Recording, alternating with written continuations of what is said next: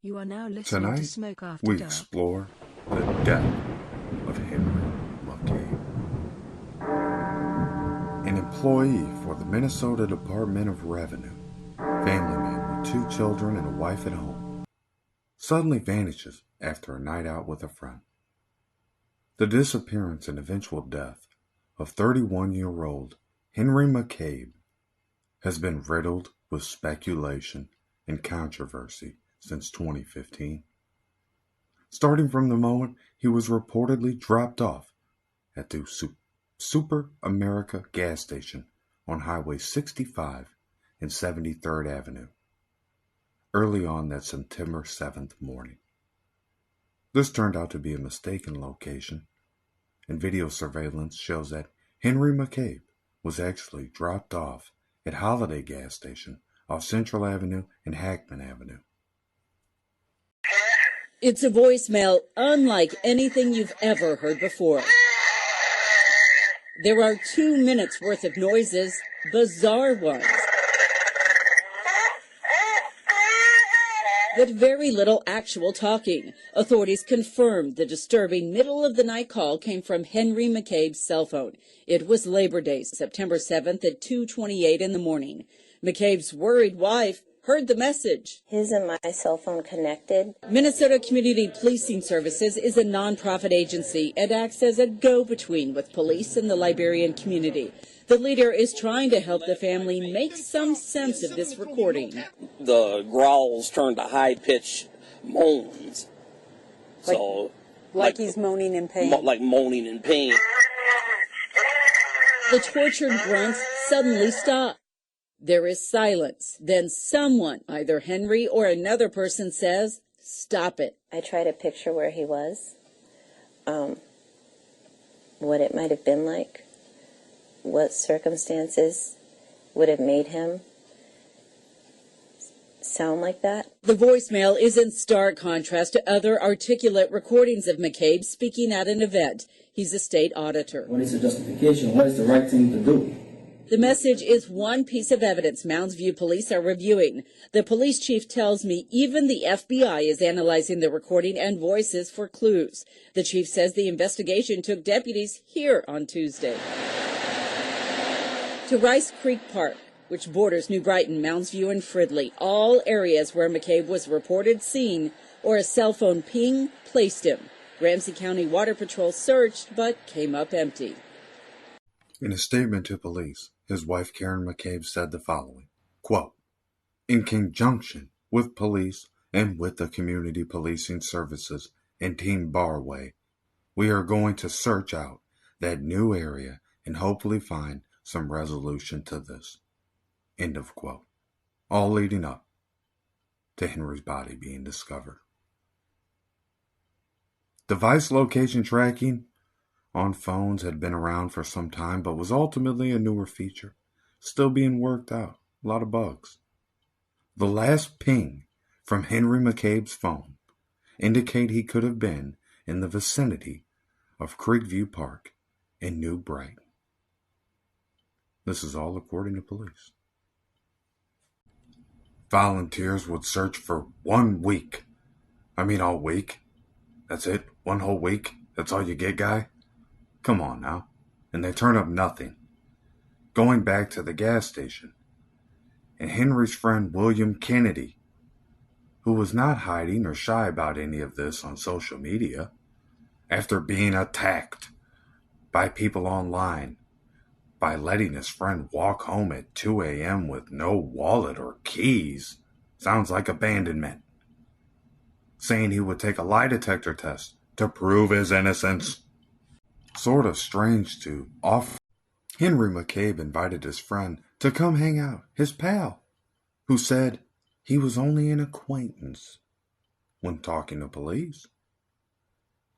Isn't it odd you would drop your acquaintance off at the gas station at 2 a.m. in the morning and then tell police the wrong gas station? I understand nerves, and that is legitimate, and it was very early in the morning after a night out.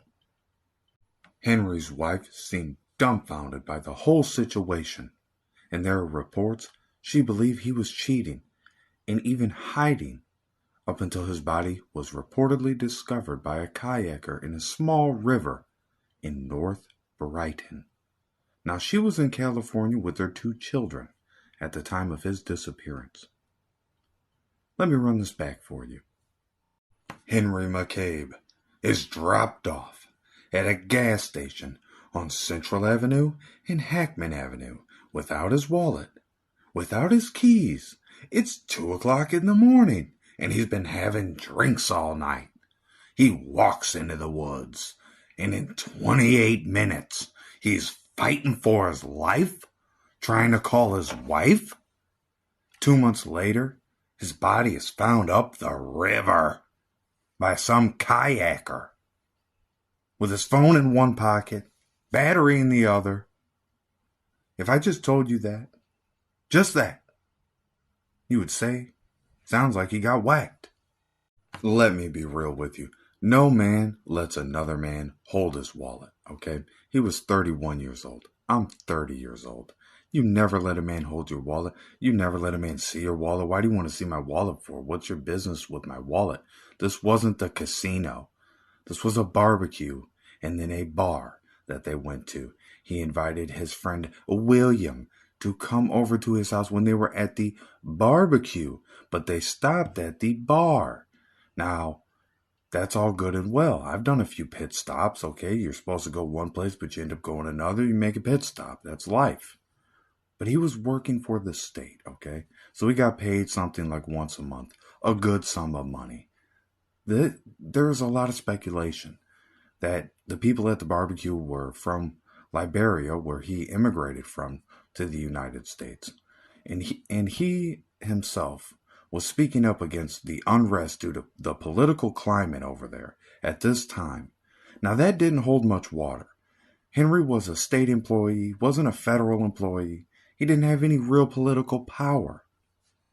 When they found Henry's body, there's no sign of a struggle, no bruises, no wounds of any kind.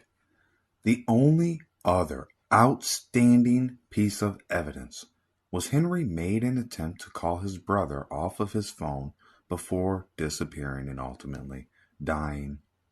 The cause given was due to drowning. Was this someone demanding ransom? For all we know, he was lost, and maybe he was trying to hear a calming voice. Maybe he was being chased. But why would he call his wife, who's in California, and he's here in Minnesota?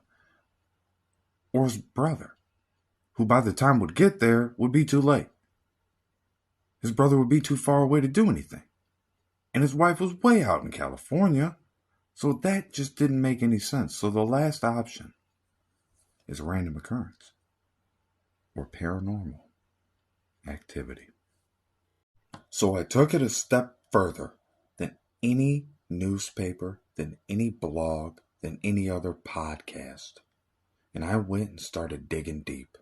I looked into the haunted places around this area, along the river where Henry would have ended up gone missing and then eventually found. And what I found was astonishing. You are about to learn some incredible details. Paranormal activity is prominent in old buildings or structures built near railroads or water. Upon my research, this is the haunted site of the Banfield Lock Center for the Arts, which is 2.7 miles on foot from where Henry was dropped off. Now that is 52 minutes if you're walking, but only 7 minutes if a vehicle had picked him up. Now, he would have been going the opposite way, but at this time, up until 3 a.m., in this area, stretching along the water, which connects not too far from this location out along Rice Creek, would have exactly been a hotbed for paranormal activity. Could Henry have been fighting off a poltergeist, and it was able to put his phone in one pocket and the battery in the other, or make him do it? The struggle sounded awful real and extremely convincing. Rest in peace to Henry McCabe, and God bless his family and loved ones. Until next time, I'm Preston Olson, and this is Smoke After Dark.